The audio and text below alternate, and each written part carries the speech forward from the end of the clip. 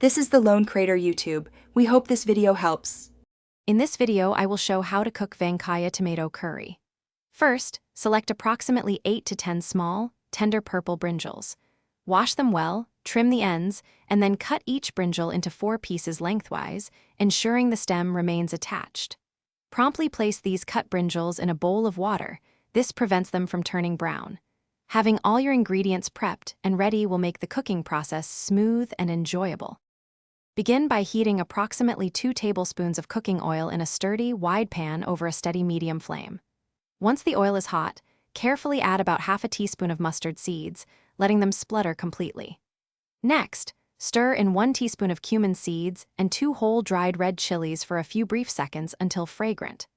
Then, add 1 large, finely chopped onion, cooking it patiently until it softens and turns beautifully translucent. Now, drain all the water from your brinjal pieces and add them directly to the pan with the aromatic onions. Cook these brinjals for approximately 5 to 7 minutes, stirring them occasionally until they begin to soften gently.